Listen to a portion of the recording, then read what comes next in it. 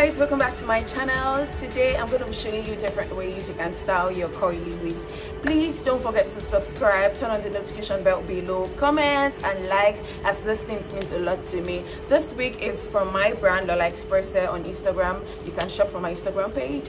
Details about this hair will be in the description box below, don't worry. So basically, for your styles to stay put, you need a lot of bobby pins. Yes, you're gonna be needing your big comb to comb your curly wig. I recommend using a big comb, then a rattle comb too, or a tail comb will be fine. Every other details you need will be in the description box below. So let's just get into it.